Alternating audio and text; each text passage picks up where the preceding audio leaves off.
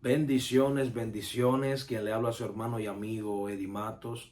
Y estoy por aquí precisamente para compartir un momento de la palabra del Señor con cada uno de ustedes, los que nos están viendo a través de esta transmisión.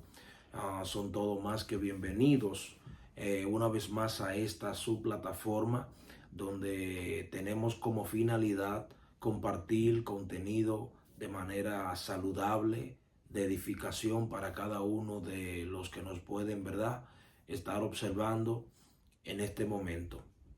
Y los demás videos que ya estaremos grabando, subiendo y los que ya están ahí presentes.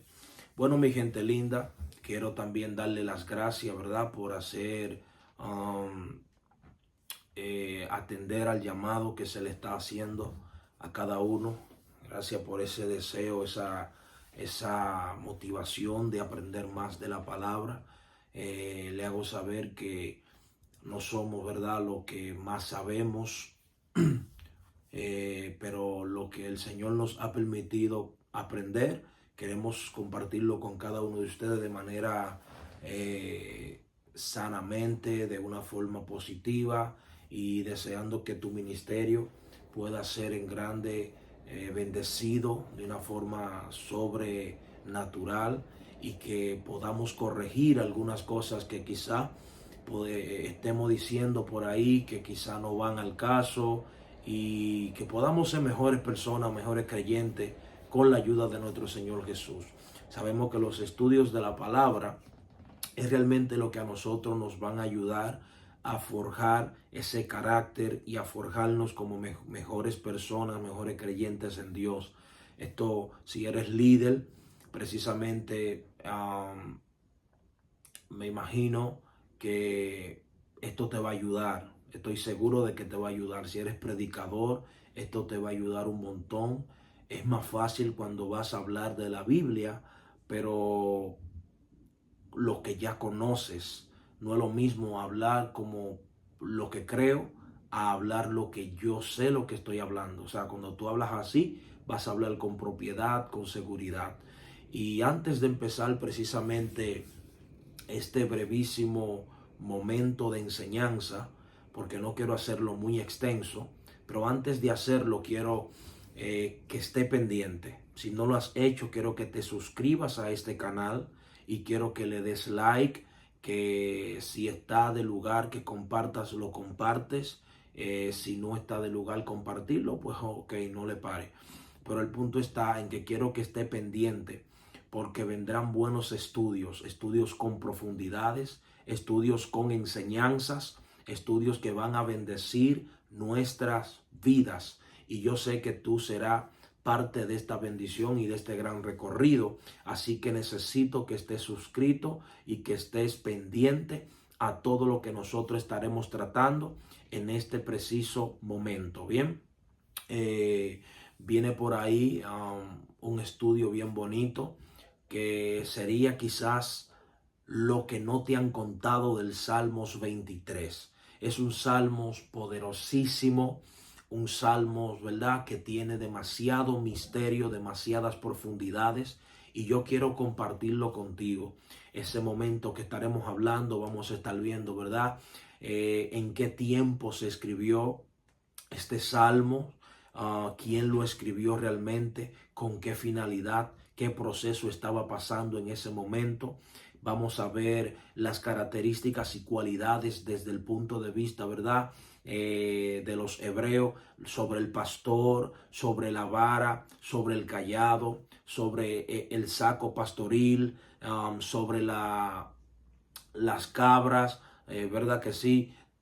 Hay muchas cosas que son misteriosas, que tienen un asunto fuera de serie, que yo quisiera que tú no te pierdas el próximo estudio. También vamos a estar viendo, ¿verdad?, en ese mismo estudio, la profundidad del valle de la sombra, el valle de muerte, a qué se estaba refiriendo. También vamos a estar viendo, ¿verdad?, la diferencia de los montes en el que se encontraba y a cuál monte descendía Jehová y por qué descendía a ese monte, la diferencia de esos tres montes que se encontraban cercanos, y todo eso tiene profundidad y lo vamos a encontrar en el Salmos 23. Los encuentros profundos y los pasajes profundos según esos versos que vamos a encontrar ahí, eso va a estar poderoso. Así que yo necesito que tú estés pendiente y que no te vayas. Y ya para empezar, quiero saber si se escucha bien. Así que quiero que me pongas ahí, o no lo sé, un fueguito, o me ponga un 7 ahí en el chat, o me escriba que sí se escucha, porque a continuación estaremos entrando en un estudio profundo, o más bien vamos a darle una forma introductoria.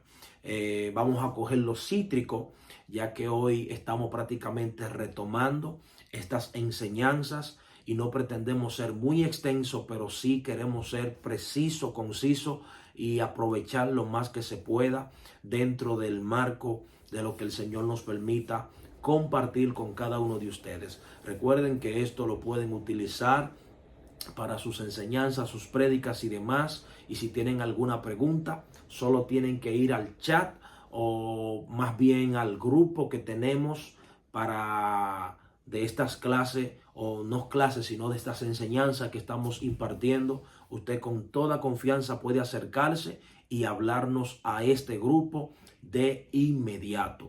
Así que sin más preámbulos, vámonos a ir, ¿verdad?, a nuestra enseñanza de la ocasión. Hoy estaremos precisamente hablando de la primogenitura, el misterio de la primogenitura.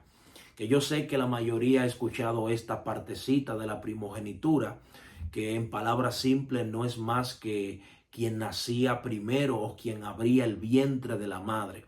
Pero hay algunos misterios que yo quiero que usted hoy se lo lleve y lo atesore, y que la próxima vez que usted vaya a impartir, entiéndase, una enseñanza o una predicación o lo que sea que usted vaya a impartir, que usted tenga en cuenta la forma correcta de cómo aplicar cada verso bíblico o cada historia bíblica que se encontraba hablando con respecto a la primogenitura. Así que hoy quiero compartir algunos puntos importantes y ver también el uso y la costumbre de los hebreos con respecto a la primogenitura. ¿Por qué era tan importante? ¿Qué significaba? ¿Qué valor tenía? ¿Y por qué había tanta euforia a la hora de dirigirse a lo de la primogenitura? Bien, entonces dicho esto, no voy a compartir en esta ocasión texto bíblico, ya que la historia de la cual voy a hablar es una historia muy conocida por la mayoría de los que estamos aquí viendo precisamente este estudio o esta enseñanza. Quiero cambiar la palabra de estudio a enseñanza, porque como son breves, no son muy extensos, pienso como que un momento de enseñanza está bien, ¿ok? Pero precisamente hoy quiero compartir contigo esta enseñanza de la palabra, y quiero hablar justamente de los personajes favoritos cuando nosotros intentamos hablar de lo que es la primogenitura, y es justamente de Jacob y de Esaú, ¿verdad? Y quiero primero iniciar diciéndote que en cuanto a la primogenitura y todo eso, hay cosas que se pueden heredar, pero hay otras que no se podían heredar, costaban esfuerzo. Y me explico. Por ejemplo, si había un rey en Israel, un monarca, entiéndase, estaba gobernando, todo eso, pero había un detalle. Si el rey moría, quien le tocaba prácticamente era su hijo, ¿verdad? Eso era hereditable, eso se heredaba. Y muchas otras cosas se podían heredar dentro de este marco, ¿verdad? Por ser el primogénito o por ser del linaje.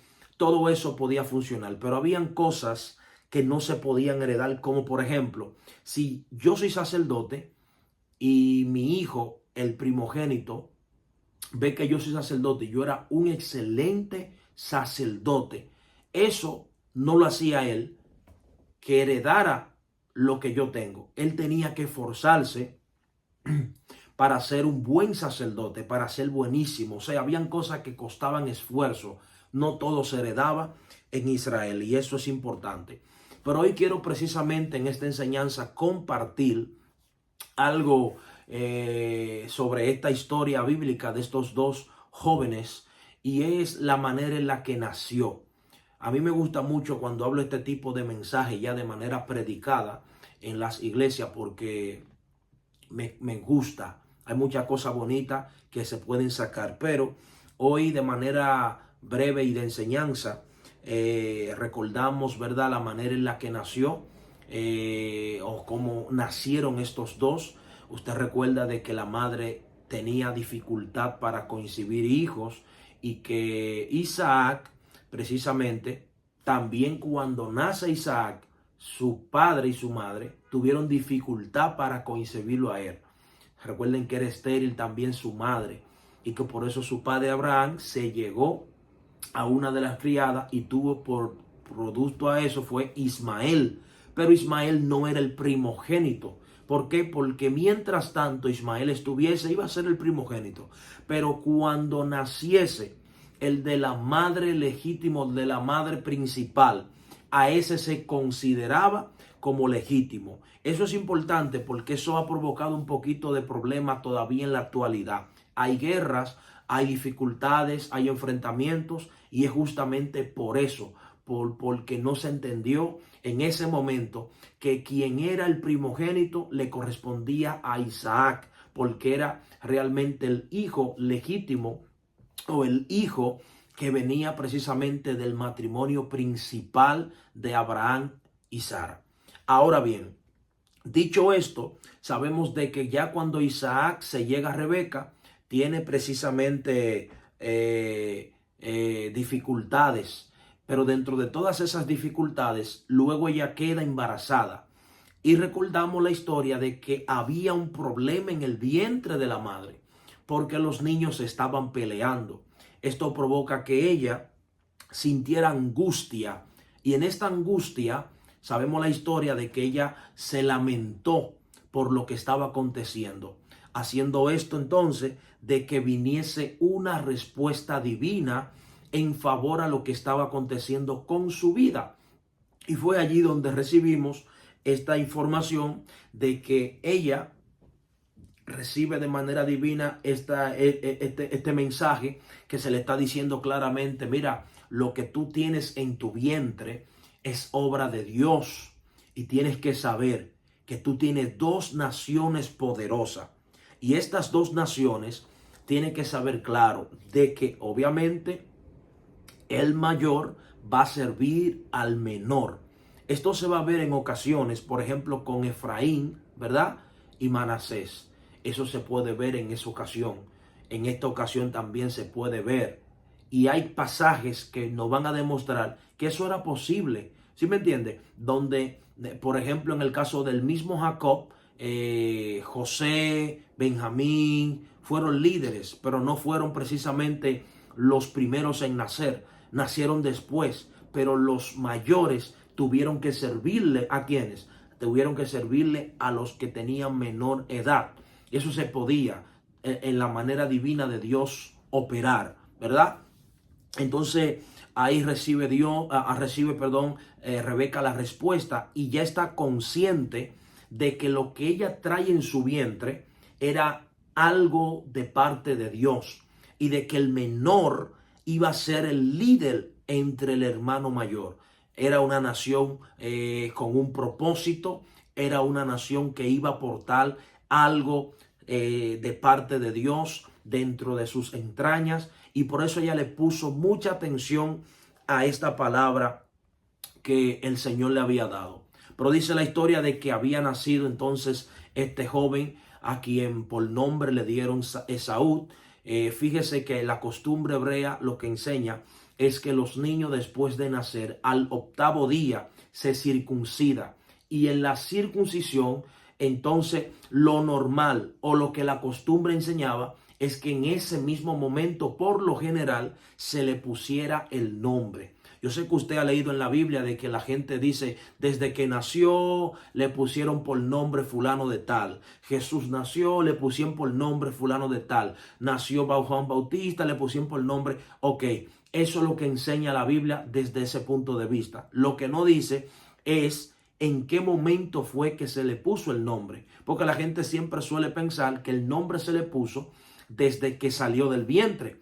Ahora, había un momento que pudiese ser así, pero lo que la costumbre hebrea enseña es que al octavo día, luego de la circuncisión, el niño se le presentaba y ahí mismo también se le imponía el nombre, que era un nombre que tenía un destino profético, una identidad, ¿verdad? Y esto lo marcaba al niño. Habían nombres que no eran nombres muy agradables, pero ya se elegía el nombre desde que nacía, como en el caso de Benjamín, por ejemplo, que cuando nace tenía otro nombre, un nombre que no era muy agradable y fue producto a la manera en que nació, ya que la madre murió a la hora de tenerlo a él, y por eso le dejó encomendado que le pusiese por nombre el que tenía antes, por lo que representaba.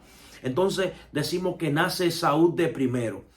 Cuando Esaú nace, precisamente nosotros sabemos de lo que la Biblia nos enseña con respecto a sus características. Dice la palabra que era velludo, peludo, ¿verdad? Que era pelirrojo, era rojizo. Dice que era un cazador, dice que era valiente, dice que era hábil, ¿verdad? Era conocido precisamente por su fortaleza física y por su destreza. Y era prácticamente favorito en cuanto a, a lo de su padre. Su padre era inclinado a él, pero era más porque era el primogénito, humanamente hablando, que había nacido. Entonces siempre se inclinaban un poquito también con el primogénito. Entonces su padre estaba inclinado y eso era prácticamente lo que promovía o lo que se entendía dentro del marco de la palabra del Señor. Eso de los primogénitos era algo poderosísimo, tanto para el mundo pagano. Recuerdan, ¿verdad? La gente del faraón. El faraón fue destruido. Oye, le destrozaron el corazón cuando le hirieron, ¿verdad? Los primogénitos de toda esa nación. Eso fue demasiado fuerte. O sea, el primogénito no era cualquier cosa. El primogénito no solo para el pueblo de Israel, sino para todos en sentido general, representaba mucho por lo que valía el ser primogénito. ¿Qué pasa? Que luego de ahí conocemos la historia de que también detrás de él nace su hermano llamado Jacob, que usted sabe que cuando nace agarrando prácticamente el cañal de su hermano, porque estaban luchando por quién nace primero o quién salía primero. Había una lucha interna, una lucha tremenda, que esto provocó cierta euforia entre ellos. Usted conoce la historia. Mucha gente, precisamente estuve leyendo informaciones con respecto a Jacob, donde siempre ponen como bueno a Esaú y ponen como malo a Jacob. Ahí estuve leyendo hace un rato acerca de Jacob, donde le pusieron características, mire, que usted no se imagina. Tenga cuidado cuando usted estudia y se va a la internet a buscar informaciones, porque no siempre las mismas son informaciones muy acertadas. Ahí en internet pone cualquier persona la información que le parezca. Yo sugiero que usted utilice fuentes confiables, libros que lo pueden ayudar de mejor manera. Y todo eso yo pienso que nos va a enriquecer y nos va a ayudar en cuanto a la hora de hacer un estudio o hacer una investigación. Lo que cuenta la historia es que precisamente como Esaú es una persona que se dedica a la cacería, siempre está en el campo, siempre está haciendo lo suyo, era normal que saliera a cazar, era normal que saliera a hacer sus asuntos. Por lo general, Jacob era más de quietud, de quedarse en la tienda, de estar tranquilo, de estar haciendo cosas de la casa. Su madre le había enseñado a preparar guisado, lo había enseñado a ser bueno en la comida. Entonces cada uno tenía su manera, su habilidad para desarrollarse en el día a día. Era normal que cuando, por ejemplo, usted viese en Israel, se hablara de comida, habían dos comidas básicas. Número uno estaba el desayuno y número dos estaba lo que se conoce como la cena o comida de la tarde. Precisamente eran las dos comidas básicas y lo normal era precisamente que en esta comida, fíjate lo que te voy a compartir. Dice que al terminar el descanso del mediodía habían varias importantes actividades que emprender y se tenía que preparar en el fuego la comida de la tarde para cuando los hombres volvieran de trabajar. Esta comida normalmente consistía en verduras o en cocido de lentejas. Era una costumbre, era normal que cuando el hombre viniese del campo, viniese del trabajo, de la cacería, de la agricultura o de cualquier otra como pesca, cualquier otro oficio, va a venir cansado. Lo normal era que se le recibiese con un guisado, ¿me entiende? Que se le conocía como la comida de la tarde. De eso era después del mediodía, donde ya se comía. Entonces, Jacob, como era un especialista en eso, usted recuerda la historia, le había preparado esa comida prácticamente ahí, no con esa intención siquiera. Pero como vio de que Esaú precisamente no entendía lo importante de lo que era la primogenitura, porque para él simplemente era un título común. El decir yo soy el primer hijo, ok, no pasa nada. O decir, qué sé yo, yo soy fulano de tal, no pasa nada. O sea, como que no le daba la relevancia que se merecía. Pero para Jacob, en cambio, esto era lo más importante. Vio que él, como venía con hambre, era de costumbre hacer ese servicio. Él le pidió que le diese un plato de este guisado que hacía. Entonces, al darle este guisado, él vio una oportunidad más, ya que tanto lo perseguía, le hizo la propuesta de que intercambiaran. Él le cedía este plato y entonces Esaú le iba a ceder lo que era la primogenitura. Número uno, recuerden esto, que en Israel las palabras tienen valor. Las palabras no es quizá como en este tiempo. Las palabras tenían un gran valor. Las palabras eran un pacto, era como lo que se conoce hoy en día un contrato. La gente pactaba dándose las manos, muchas veces se cortaban para pactar, otras veces solamente daban sus palabras. El punto estaba que a veces buscaban un testigo y otras veces no buscaban testigos porque entendían que Dios estaba en medio de esa conversación haciendo testiguando lo que se estaba comunicando. Entonces, lo normal es que se asuma el compromiso que salió de la boca, porque las palabras para Israel tenían mucho valor. Por eso usted ve que en una ocasión se le está hasta pagando a un profeta llamado Balaam para que maldijese el pueblo. En lugar de él lo bendijo. ¿Por qué? Porque la palabra tenían un gran valor. La palabra tenían poder, tenían peso. Entonces, cuando ellos hicieron la alianza, lo normal fue de que ya se quedara así, de que ahora el primogénito sea Jacob y no Esaú. ¿Verdad que sí? Hasta el momento todo estaba bien. El problema está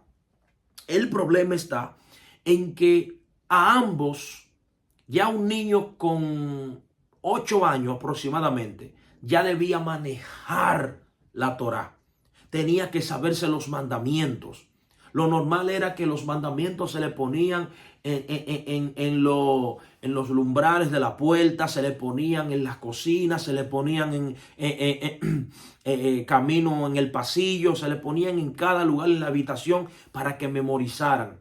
Ya un niño a esa edad, no niño sino ya joven como ellos, manejaban la ley, ya conocían las profundidades. Es decir, que Saúl, cuando le cede la primogenitura, no está, ¿cómo decir?, desconociendo lo que está haciendo. Él sabe el valor de ser primogénito. A los dos le habían enseñado en qué consistía, qué era la bendición. Y, por decirlo así, él no valoró lo que representaba el ser el primogénito. No lo valoró, no le puso el gran empeño, el gran matiz que debería ponerle. Entonces lo cedió, pero tenía mucha importancia y esto lo sabía Esaú, pero también con más intriga lo sabía el señor Jacob. Y lo que nosotros podemos ver, por ejemplo, en la primogenitura, que había muchas cosas que nosotros tenemos que tomar en cuenta. Y es que el primogénito era el vigor, prácticamente el principio del vigor del padre. Cuando un niño primogénito era que abría el vientre, la matriz, precisamente esto era algo de fiesta, algo de bendición. No era cualquier cosa, era algo poderosísimo. Entonces, el mismo primogénito era quien abría el seno materno de la madre. Fíjate los dos puntos importantes. Era el principio del vigor del padre y era quien abría el seno materno de la madre. El ser primogénito. Fíjate, ya está tomando un peso, un valor, una importancia. Y hoy quiero compartir contigo algunos principios, así que no te vayas, porque al final te voy a enseñar unos principios clave y te voy a quitar unos mitos que hay por ahí que tenemos que arreglarlo a la hora de nosotros impartir o hacer una enseñanza de la palabra. Pues bien, cuando nosotros vemos lo que es el primogénito, precisamente tenemos que saber que era una posición elevada, no era cualquier cosa. Jacob sabe lo que está tratando de conseguir. Era una posición elevada el ser primogénito. ¿Por qué? Por ejemplo, número uno, si tuviésemos que enumerar, cuando una persona, entiendas el padre, que era la cabeza del hogar, la cabeza del hogar, luego estaba la madre, y luego estaba el hijo primogénito. Óigame, cuando una persona como el padre estaba en ausencia, la autoridad se le pasaba al primogénito. No era cualquier cosa ser el primogénito. La autoridad del padre en ausencia se la tenían que ceder al hijo primogénito. Era él quien tomaba decisiones. Era él quien impartía. Era él quien opinaba. ¿Por qué? Porque era el primogénito entre los demás. Número dos, la posición más alta luego del padre, prácticamente dentro de los varones, era ser primogénito. Cuando usted hablaba con el primogénito era como si estuviese hablando casi o parecido al padre. No era cualquier cosa hablar hablar con el primogénito. No era cualquier cosa hablar con esa figura. ¿Sí me entiende? Era algo de valor, algo importante hablar con el primogénito. No era cualquier cosa. Número 3, se podía ceder. Claro está, como en el caso de Saúl. Él la cedió su primogenitura. Él no se quedó con ella. Y en otros casos, como le mencioné al principio, cedían la primogenitura de una u otra forma. La primogenitura se podía ceder, se podía pasar, ¿me entiendes? No era algo que la gente dijo, wow, ¿qué pasó? Como siempre le caen encima a Jacob, el usurpador, el ladrón, el que hizo esto. Pero eso lo vamos a seguir viendo más adelante. Dice que también el primogénito, que era un punto importante, heredaba el doble de lo que cada uno heredaba. Es decir, si por ejemplo, yo tengo este libro yo lo tengo, y este libro vamos a suponer que tiene 50 hojas, vamos a suponer que tiene 10 hojas. Si yo tengo que repartirla entre 3 hermanos, yo le voy a dar, lo normal es que yo le diese 3 hojas a cada uno y una la parto en 3 para darle 3 puntos y un poquito, ¿verdad? El primogénito no. El primogénito posiblemente cogiera 5 hojas y las otras 5 tenían que dividirle entre los otros 2 hijos. 2.5 de hoja, 2.5 de hoja, pero el mayor recibía 5 hojas para que usted me entienda. O sea, tenía la mayor adquisición en cuanto a lo heredado, por ser el primogénito. Oiga todo lo que hay detrás de ser primogénito, que Jacob lo sabe y Esaú también. Había una formación aquí, ¿me entiende? Ellos sabían la importancia de ser el primogénito, ¿sí me entiende? Y era algo que la gente tenía que entenderlo. Ahora, ¿siempre el primogénito era el mejor? No, no siempre era el mejor. ¿Por qué? Porque, por ejemplo, en el caso de Caín y Abel, el mayor era Caín y quien dio mejor ofrenda fue Abel. En este caso, el mayor era Caín y quien asesinó a su hermano Abel fue Caín. O sea, no siempre, el primogénito será la persona que mejor haga las cosas. No siempre el primogénito será quien mejor se comporte, como en el mismo caso de Saúl. El primogénito Esaú no le dio el valor a la primogenitura como tenía que hacerlo. A veces no entendemos eso y por eso cometemos el error de pisotear a Jacob y de caerle todo el tiempo encima a Jacob. Y eso es un error. ¿Por qué? Porque sabemos de que ya estaba por imposición divina de que el mayor serviría al menor. Y por imposición divina también estaba de que el joven estuviese con esa pasión por la primogenitura, darle el valor que realmente se merecía el ser primogénito.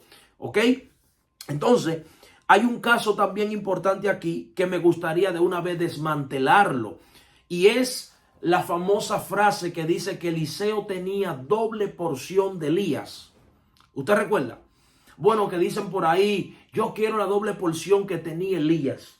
Tanta porción que los huesos pararon a un muerto que cayó encima de él. Eso es verdad. Eso pasó en la Biblia, de que los huesos de Eliseo tenían tanta unción que revivieron a ese hombre, a Dios a través de esos huesos. Pero no era esto a lo que se estaba refiriendo Eliseo. Cuando Eliseo está diciendo, yo necesito doble porción, precisamente entra el principio de la primogenitura. Aquí entra ese principio nueva vez. ¿Por qué? Porque allá en Israel, no sé si usted recuerda en una ocasión, donde el profeta Elías declara una palabra que por 3 años y medio no caía agua en la tierra. Y dice que no había agua y no había prácticamente nada. Y a Elías lo están buscando y dentro de su búsqueda dice que se encuentra con otro profeta llamado Abdías. Y Abdías dice, oh mi Señor, yo te he encontrado, yo sé, pero ¿por qué tú permites que ahora yo te encuentre para que vaya donde acá? Cuando yo lo traiga tú no estés y a mí me maten. Tú sabes que yo he sido bueno, tanto así que yo he guardado de 50 en 50 a 400 profetas en cuevas, alimentándolo con pan y con agua. ¿Qué significa? Que había muchos profetas. Significa que era un oficio muy elevado. Era algo que la gente solía hacer. Era algo que la gente de Dios solía tener este llamado. Y por eso se hacía lo que era la escuela de profetas.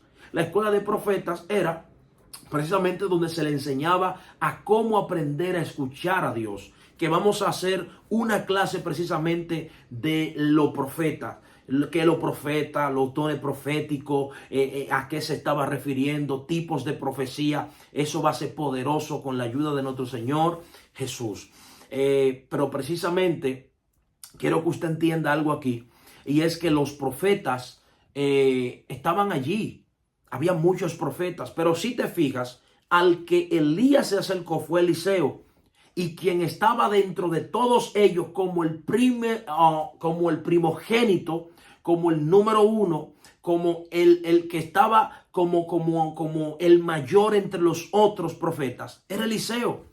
Eliseo lo que estaba exigiendo era justamente el principio de la primogenitura. Yo quiero una doble porción de tu espíritu. Yo quiero una doble porción de lo que a mí me corresponde. Yo soy el número uno y exigía, pero había más profetas. Por eso Elías le dice, si tú a mí me ves cuando fuese quitado de ti, a ti te será concedido lo que tú me estás pidiendo. ¿Me entiendes? ¿Por qué? Porque lo normal dentro de la costumbre es que el primogénito esté prácticamente en el hecho de muerte del padre para luego ser bendecido. Eso era lo normal. Entonces el primogénito era quien tenía que ver cuando el padre prácticamente fuese arrebatado, fuese quitado, fuese removido, ¿verdad? Él tenía que estar ahí para recibir la imposición, la bendición, la declaración sobre esa persona. Entonces Eliseo lo que está pidiéndole precisamente es que le devuelvan o que le den prácticamente esa doble porción del espíritu.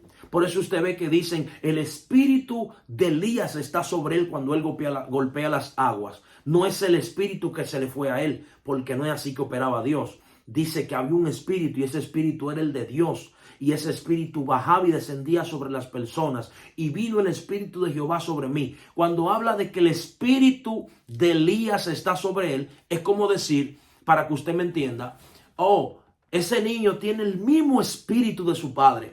Ese niño tiene la misma forma característica, el mismo gesto, las mismas articulaciones de su padre. A eso se estaba refiriendo. Pero Eliseo está pidiendo algo como principio de primogenitura con respecto a que él era el mayor entre los demás profetas. Así que tumbamos ese mito de cuanto a la doble unción, de que Eliseo tenía más unción que Elías. No, se movió en Dios, hizo muchas cosas, pero no era eso que se estaba refiriendo. Ya basta. Esos son mitos, esos son historias, eso ya lo hemos escuchado mucho. Y al escucharlo tanto, lo repetimos y por eso se convierten en verdades. Pero eso no era lo que estaba refiriéndose Eliseo. Ahora bien, como dije que no voy a hacer esto muy extenso, quiero por lo menos compartir contigo la costumbre de en qué consistía bendecir a los hijos, bendecirlo a la hora de ser primogénito. Pero había una bendición que era semanal. Y había otra que era prácticamente la bendición del primogénito. Pero prácticamente era similar. Pero cuando era primogénito, era como la que Isaac impuso sobre Jacob.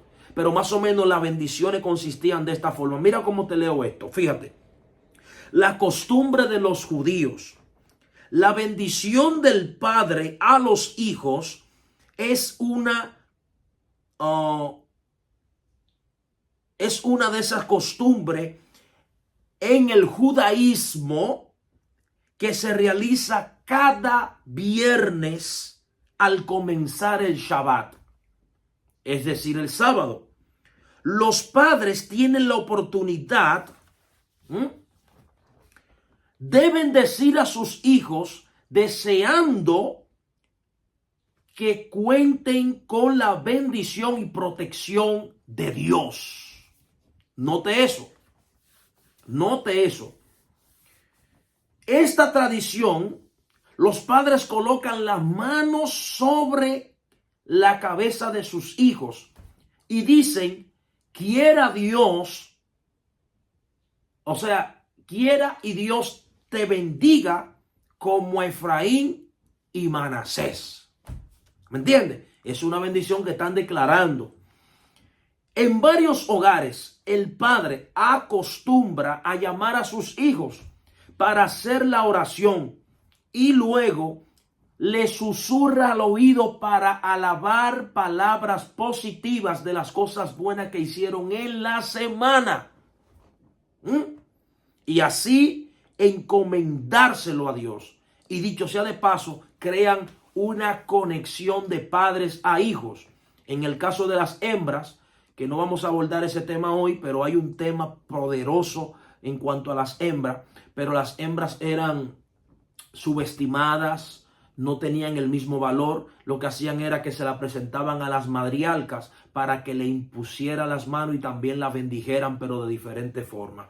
Pero en el caso del primogénito era más o menos así lo que se hacía, una imposición de mano y una declaración de palabra.